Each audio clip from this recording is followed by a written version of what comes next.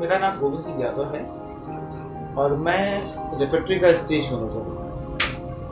मैं लगभग 10 सालों से रेपेट्री के लिए लाइट डिज़ाइन कर रहा हूँ और बहुत सारे डिज़ाइनर यहाँ पे आते हैं जिनकी लाइट को एग्जीक्यूट भी करता हूँ। मैं उनकी डिज़ाइन को कैरी करता हूँ। रेपेट्री में मेरी शुरुआत हुई थी 2008 में। मैं उस समय कोरिया से आया था और मुझे कहा गया कि एक प्ले है जिसमें मुझे लाइट में किसी को असिस्ट करना है। उस प्ले का नाम था रूबरू। उसके डायरेक्टर थे कौशिक सिंह, जो कलकत्ता के बहुत फेमस फिल्म एक्टर हैं, बांग्ला फिल्म एक्टर। और ये रूबरू जो नाटक है वो एक फिल्म है। नाटक में पहली बार मैं रेपेट्री के साथ जुड़ा।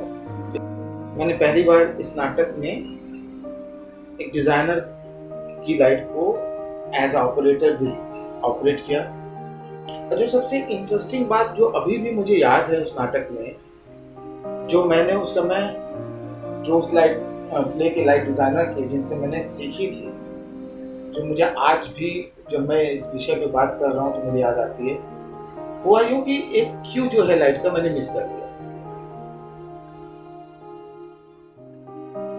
और मैं परेशान होने लगा कि अरे मेरे से एक क्यू मिस हो गया।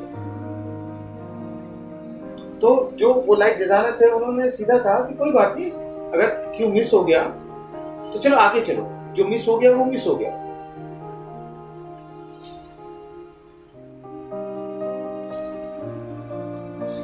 आगे देखो कि गलती ना हो। वो दिन है और आज का दिन है जिसने बहुत सारा कॉन्फिडेंस दिया मुझे काम करने के लिए। हमेशा लगता था शायद उस समय कोई डांट देता तो शायद मैं बौखला जाता और ढेरों गलतियां करता, लेकिन उनका ये कहना कि नहीं, जो हुआ सो हो गया, आगे बढ़ो। और उसके बाद उस दिन प्ले में मुझे गलतियां भी कम हुई क्योंकि एक अलग सा कॉन्फिडेंस मिला था, किसी का विश्वास मिला था। तो जहां तक मुझे लगता है कि काम की शुरुआत में अगर विश्वास मिले या किसी का बिलीव मिले आपके ऊपर, तो शायद आप अच्छे से आगे बढ़ सकते हैं। उसके बाद और भी प्लेस हुए जिसमें मैंने बहुत सारे लोगों को असिस्ट किया, जैसे अशोक सागर भगत जी हैं हमारे। एक प्ले था नादरा बब्बर का 1857 एक सफरनामा, उसमें भगत सर को असिस्ट किया, जो पुराने लाल किले में हुआ। वहां भगत सर से बहुत कुछ सीखने मिला, क्योंकि भगत सर जब लाइट करते तो मैनुअली करते। मैनुअली मतलब कि प्रोग्राम करके नहीं करते। उस प्ले में 2 कंसोल बोर्ड थे और सर दोनों को मैनुअली ही हैंडल करते थे। उससे पहले भी रेपेट्री ने वहां प्रोडक्शन किया है, तुगलक वहां पे किया है, बड़े प्रोडक्शन। बहुत समय बाद एक प्रोडक्शन वहां ओपन हो रहा था और वहां लाइट ओपन एयर में करनी थी, ट्रस लगे थे, ढेर सारी लाइट्स थी। रात को रुकना, लाइट लगवाना, लाइट लगते हुए देखना कैसे लगाई जा रही है, क्या प्रोसेस है, उस प्रोसेस का तरीका कैसे है,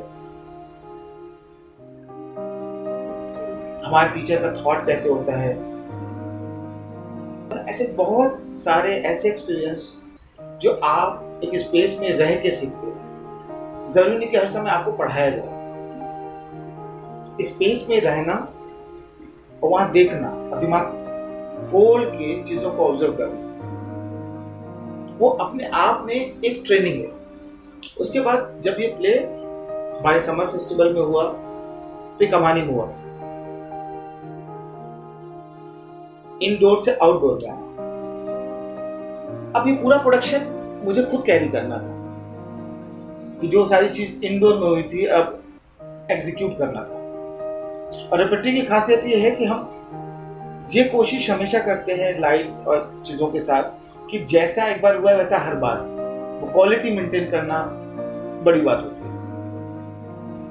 तो क्वालिटी के लिए प्लान समझना, प्लान में वहां क्या एक्स्ट्रा था, क्या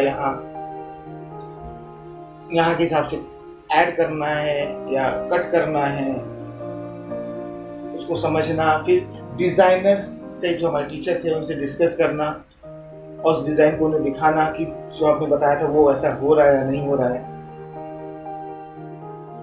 ये नहीं होता कि मैं अपने मन से कुछ भी कर सकता हूँ। मुझे जो डिजाइनर वहाँ काम कर रहे हैं उनके हिसाब से हमें काम करना होता है, उनकी चीज़ों को वैसे ही रखना पड़ता है, यहाँ तक कि उन्हें दिखाना भी पड़ता है कि जो हमने काम किया और जो ये आ रहा है वो वैसा है या नहीं है। उसको कोई प्रॉब्लम है तो फिर वो हेल्प करते हैं हम उस काम को ठीक करने के लिए। इसी तरह एक प्ले और सर के साथ किया था, उसका नाम था मोहन महर्षि का प्ले था, उसका क्या नाम था, ओरान पामुक का प्ले था, ओरान पामुक का प्ले था। वो भी ओपन एयर में हुआ था और वो हुआ था यहाँ IGNC में।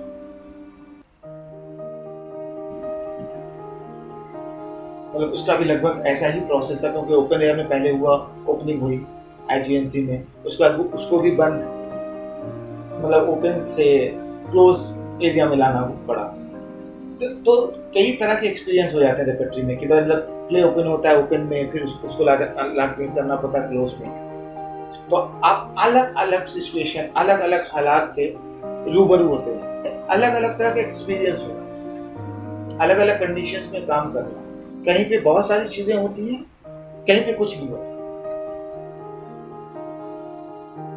जैसे भगत सर के साथ ही अभी मोहन महर्षि का एक प्ले था विद्योत्मा, वो करने का एक अलग ही एक्सपीरियंस था। एरिया बनाए थे और 15 एरिया में, हर एरिया में 4-4 लाइट्स थी। जब सर ऐसा कर रहे थे तो लग रहा था, अरे इतनी सारी लाइट क्यों लगाई जा रही है, ऐसा क्यों किया जा रहा है, बाहर कर पाएंगे नहीं कर पाएंगे। लेकिन क्योंकि हम स्टूडेंट थे तो बहुत सारी चीजें हमें समझ नहीं आती, बहुत सारे क्वेश्चंस होते हैं। लेकिन जब उसका इम्पैक्ट दिखता है, पता चलता है, जब हम एक्चुअली जो उसका जब प्रोडक्शन बनता है सामने लोगों के आता है, तब समझ में आता है कि 15 एरिया क्यों था, वो अलग अलग तरह की 4-4, 5-5 लाइट क्यों थी, और एक एक एरिया में अलग अलग तरह के अंबर कलर क्यों मिक्स किए गए थे,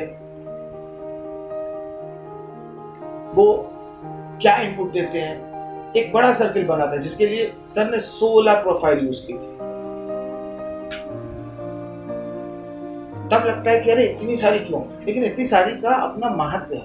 एक का अपना महत्व, 4 का अपना महत्व, 16 का अपना महत्व, क्योंकि सब कुछ डिपेंड करता है नाटक की जरूरत क्या है, डायरेक्टर चाहता क्या है और उसको कैसे रखा गया है, उसका कैसे प्रयोग किया जा रहा है। रेपर्टरी में रह के बहुत सारे डायरेक्टर के साथ काम करने का मौका मिलता है, और प्लस डिजाइनर के साथ भी, अलग अलग डिजाइनर के साथ। जैसे मुझे, आई एम सो लकी कि मुझे अपने टीचर अशोक सागर भगत जी के साथ बहुत बार अलग अलग डायरेक्टर के अप्रोच के साथ अपने एक टीचर के अलग अलग एरिया में कैसे सोचते हैं, कैसे काम करते हैं, वो देखने का और उनके साथ काम करने का एक्सपीरियंस हुआ। जैसे बी जयश्री का एक नाटक था सदार में, वो भी भगत सर ने ही डिजाइन किया था, उसमें भी सर को मैंने असिस्ट किया था। एक ही डिजाइनर के साथ जब अलग अलग प्रोडक्शन में काम करते हैं तो उसके अलग अलग अप्रोच पता चलते हैं कि वो सोचते कैसे, प्ले को कंसीव कैसे करते हैं। वो रेपर्टरी है जो ऐसे मौके देते हैं। इसके साथ ही सुरेश भारद्वाज जी के साथ, जो हमारे NSD के प्रोफेसर हैं लाइट्स के, इसी रेपर्टरी कंपनी में उनके साथ ये एसोसिएट कर एज एसोसिएट लाइट डिजाइनर काम करने का मौका मिला गजब तेरी अदा में, जिसका निर्देशन वामन केंद्रे जी ने किया था और लिखा और निर्देशन जो वामन केंद्रे जी ने किया था, कि कितना सिंपल और इफेक्टिव लाइट को बना सकते हैं, सिंपलिसिटी के साथ लाइट को इफेक्टिवली कैसे यूज किया जाए। जब आप अपने टीचर के साथ काम करते हैं तो एक अलग से छूट भी मिलती है। टीचर आपको छूट भी देता है कि चलो तुम ट्राई करो, मैं देखता हूँ क्या सही क्या गलत है। तो उसका जो आनंद होता है मैंने एक प्ले और किया था और वामन जी का डायरेक्शन था, लागी लगन, जो पिगमिलियन प्ले है।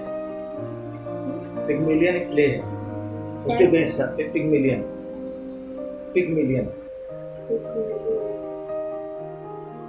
ये एनिमल होता है ना, पिगमिलियन। तो इसकी लाइफ भी सुरेश भारद्वाज जी ने, इसमें मैंने सर को असिस्ट किया था। इसमें तो सर ने सारी चीजें लगभग छोड़ दी थी कि तू बना के दिखा मुझे कि कैसे कैसे हुआ। वो आके गाइड करते थे मुझे कि अच्छा इसको इसमें ये कलर हटा दो, इसमें ये चीज अच्छा नहीं लग रहा है। और रिपीटेड जब हम काम करते हैं तो उसमें डायरेक्टर का, डिजाइनर्स का, एक्टर्स का, सबका बराबर का योगदान होता है। मैं इसलिए बोल रहा हूँ कि लागी लगन में एक सीन में फॉलो यूज करते थे हम लोग कुछ गानों के लिए। एक आध शो में यूज भी हुआ, उसको हटा दिया गया क्योंकि ठीक नहीं लग रहा था। वो फॉलो का यूज करना बन नहीं रहा उस नाटक में, मतलब कुछ दे नहीं रहा था। धीरे से हुआ कि उसको हटा दिया जाए।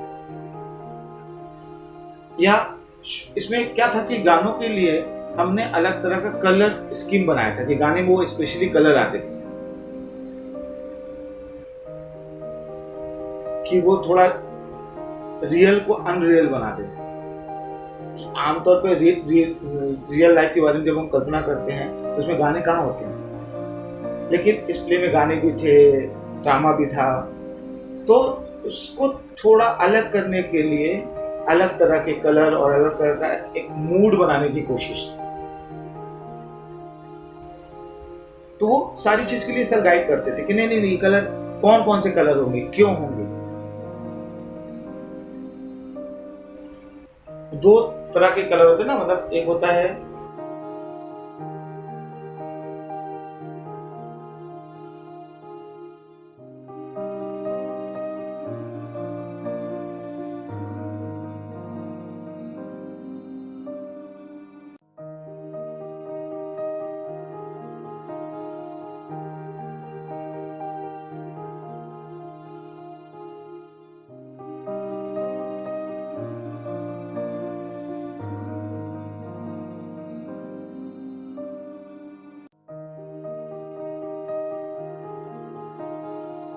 कैसे मिक्स करके वो एक आकार लेगा, उस तरह का डिस्कशन या फॉलो हटाने का डिस्कशन। या रात है तो रात में कितनी मात्रा में अंबर या नॉर्मल लाइट मिलाई जाए कि वो इंसान भी दिखे और रात की फीलिंग भी आ जाए, है ना।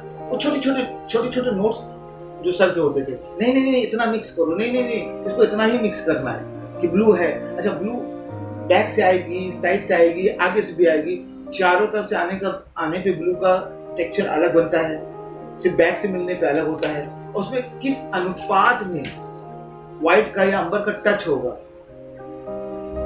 जो एक मूड बनाएगा। सर का बेसिकली जो सुरेश भारद्वाज जी का था, मूड को कैसे कैरी करे, मूड को कैसे बना के रखे। कि अशोक सागर भगत जी के डिजाइन में मतलब मैजिकल एलिमेंट्स बहुत होते हैं। कहीं ना कहीं नाटक में कुछ मैजिकल एलिमेंट होगा।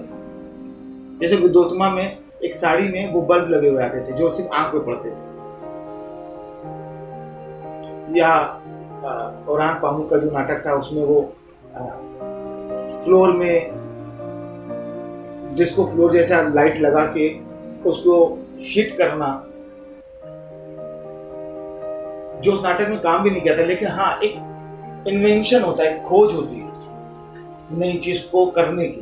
तो इन सारे एक्सपीरियंस ने से हम बहुत स्ट्रांग होते हैं, हम सीखते हैं। जब आप कई सालों तक लगातार बड़े बड़े डिजाइनर के साथ काम करते हैं, उनके एक्सपीरियंस से रूबरू होते हैं, तो बहुत सारी चीज आपके जहन में भी उतर जाती है। लोगों को लगता है कि हमने ये जान लिया तो हमने सीख लिया, नहीं, हमें किसी के प्रोसेस में जाना होता है। प्रोसेस को समझने के लिए टाइम लगता है। वो जितना टाइम आप देते हैं किसी प्रोसेस के लिए, जितने समय तक उसके साथ रहते हैं, उतना आप उसकी चीजों को समझते हैं।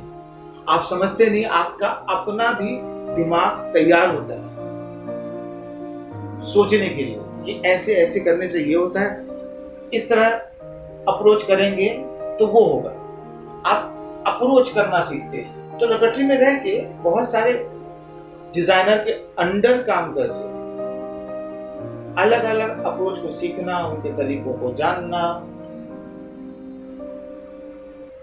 और उसके साथ साथ फिर आपका माइंड मेकअप होना भी शुरू होता है कि आपको कैसे आगे बढ़ के काम करना है। क्योंकि रेपर्टरी में जितने भी डायरेक्टर आते हैं वो ख्याति प्राप्त, भारत के ख्याति प्राप्त डायरेक्टर्स होते हैं,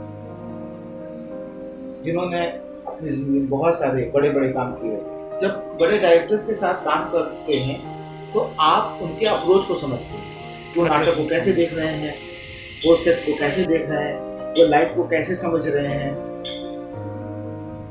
कोई लाइट को समझता है लेकिन एग्जीक्यूट नहीं कर सकता, तो इसीलिए यहाँ पे बड़े बड़े डिजाइनर्स आते हैं जो उनकी समझ को क्रियान्वित करते हैं कि जो वो चाह रहे हैं उसको कैसे बनाया जाए। नाटक टूर करती है, हम दिल्ली में रहते हैं, दिल्ली में नया नाटक बनाते हैं, एक नाटक के लिए 45 दिन का समय मिलता है। तो उस 45 दिन में एक नाटक की तैयारी होती है, मतलब उसमें डिजाइनर्स, डायरेक्टर, एक्टर सब मिलके साथ काम करते हैं, साथ मिलके नई चीजों की खोज करते हैं।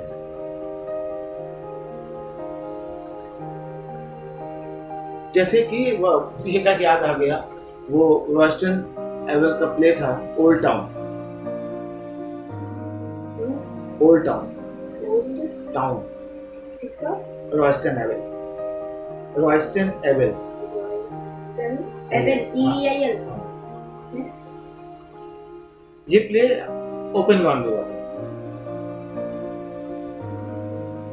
और बहुत बड़े लेवल पे हुआ था, मतलब इसे झूला भी लगा हुआ था इसमें, मतलब जस्ट लाइक कि एक मेला, एक मेले को लोग देखने आए, अलग अलग जगह पे अलग अलग चीजें चल रही हैं। झूले में लाइट लगी हुई थी, उसमें ढेर सारे, मतलब 200 रॉड लगे, 1500 बल्ब लगे थे, क्योंकि इसमें राउंड राउंड घूमने वाले झूले थे, इसमें बड़ा वाला झूला था प्ले में, ठीक है।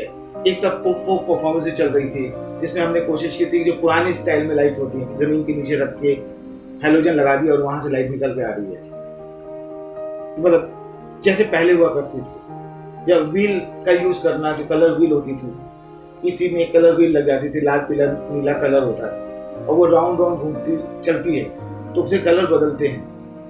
जैसे आज मूविंग हेड है, मूविंग हेड एक तरह से उसका अच्छा रूप है, पहले वो नहीं था। तो क्या होता था, पीसी में कलर व्हील लग जाती थी, एक मोटर होता था उसमें कलर व्हील लगा के उसको घुमाते थे, तो कभी लाल आता था, कभी पीला आता था, कभी ब्लू आता था।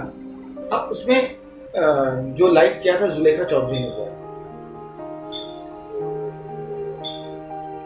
उसमें आए दिन डिस्कशन होते थे कि कैसे लगना है, किस तरह से लगना है, बल्ब किस फॉर्मेशंस में लगेंगे, रॉड किस फॉर्मेशंस में लगेंगे।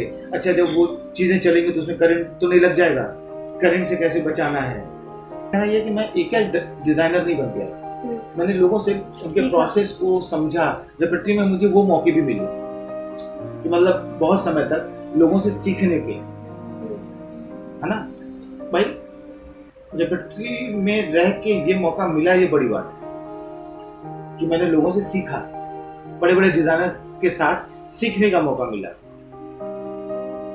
और रेपर्टरी हर साल लगभग 100-150 शोज करती है, उसको ऑपरेट करने का मौका मिला, अलग अलग जगह पे अलग तरीके से करती है। तो जब आप इतने सारे शोज हैंडल करते हो सिंगल हैंड, और एक जगह पे नहीं, अलग अलग जगह पे अलग अलग कंडीशन में करती है, हर चीज बेस्ट आती है। तो बेस्ट के साथ जब आप काम करते हो तो आपके अप्रोच में भी वो बेस्ट वाला पन आता है। आपको यहाँ पे सोचना नहीं पड़ता ना कि आपको 4 लाइट में काम करना है, 2 लाइट में काम करना है। अगर उस नाटक की डिमांड है, अगर उसमें 100 लाइट चाहिए तो चाहिए। बाहर जब हम टूर पे जाएंगे तो उसको कैसे कैरी करेंगे, कम ज्यादा करेंगे, वो सेकेंडरी चीज होती है। लेकिन जब नाटक बन रहा होता है उस समय ये होता है कि नाटक की डिमांड क्या है। नाटक में अगर 100 लाइट है तो है, अगर कुछ बाहर से हायर करना है तो करना है। अगर उस नाटक बेसिकली हमारा फोकस होता है एक अच्छा नाटक बनाना। उस अच्छे नाटक के लिए जो सामग्री चाहिए, जितनी चाहिए, जिस अनुपात में चाहिए, वो सारी चीज मुहैया कराती है बच्चों। जैसे कि अब हम बात करें टूर की। जब हम लोग टूर पे जाते हैं तो हमारा ट्रक हमारे साथ जाता है, जिसमें लाइट, सेट, कॉस्ट्यूम, प्रॉप्स, सारी चीजें हम खुद कैरी करते हैं, जिसमें कि हम मतलब 30 पीसी, 20 पार, मतलब ये कह सकते हैं कि 60-70 लाइट्स लेके चलते हैं। अगर किसी नाटक में कुछ स्पेशल इफेक्ट है तो अलग होते हैं, अपना डिमर, अपना कंसोल, एवरीथिंग, यहां तक कि पोल्स और स्टैंड भी लेके चलते हैं कि कहीं कहीं पे तो हमें लगाने के लिए जगह नहीं होती, तो हम खुद उसको क्रिएट करते हैं। जहां पे हमें बार्स, FOH और कुछ चीजें मिलती हैं वो तो ठीक है, जहां पे कुछ नहीं होता तो हम वहां कभी मना नहीं करते कि हम नहीं कर पाएंगे। हमारा अप्रोच होता है जहां नहीं हो रहा है थिएटर, वहां थिएटर को डेवलप करना और वहां पे भी वो क्वालिटी मेंटेन करना जो हम दिल्ली में करते हैं। हमारे पास वायर्स होते हैं जिसमें 6 पॉइंट होते हैं, एक पोल पे 2 वायर लगा के 12 पॉइंट लेते हैं, फिर एक पोल पे 2 वायर लगा के 12 पॉइंट लेते हैं। हम अपना डीमर लेके जाते हैं, डीमर में लगाएंगे उसको, स्टैंड्स लेके जाते हैं कि साइड्स के लिए स्टैंड्स की जरूरत होती है, तो स्टैंड लगा के, टी लगा के, पूरा सिस्टम ही हमारे साथ चलता है। लाइट्स का भी किसी भी कंडीशन में हम लाइट्स का कोशिश होती है कि हम जो क्वालिटी है वो वैसे ही रखें जैसे पहले शो में थी। उन सारी चीजों को, लाइट के सारी, क्योंकि सबसे ज्यादा टाइम हमारा जो लगता है हमेशा रेपेट्री में वो लाइट में ही लगता है, क्योंकि लाइट बहुत टाइम लेती है। उसको लगाना है, हैंग करना है, फिर उसको फोकस करना है, फिर उसका प्रोग्राम बनाना है, फिर शाम को उसको ऑपरेट करना है, और प्लस अलग अलग नाटक की अलग अलग डिजाइन होती है, उसके अलग अलग एंगल्स होते हैं, और नेक्स्ट प्ले की फिर तैयारी भी करनी है। उसके बाद वो रात को सेट लगेगा, फिर नेक्स्ट डे आके जब सेट लग जाएगा, फिर नेक्स्ट डे आके अगर सेट हैवी है तो पहले लाइट लगानी पड़ती है, क्योंकि सेट लगने के बाद बहुत जगह स्पेस नहीं बचता, इसलिए कभी कभी सेट के पहले लाइट लगता है। रेपेट्री में इतना काम करके आप बहुत रवा हो जाते हैं, मतलब रवा नहीं बोलूंगा, मतलब रवा मतलब इन द सेंस मतलब पक जाते हो। हाँ, अलग अलग कंडीशन में, अलग अलग तरह के हालात के साथ, अलग अलग तरह से दिमाग लगा के आप इतने एक्सपर्ट हो जाते हो कि आप किसी भी कंडीशन में, किसी भी हालात में उस काम को करने के लिए, मतलब आपकी एक्सपर्टीज हो जाती है।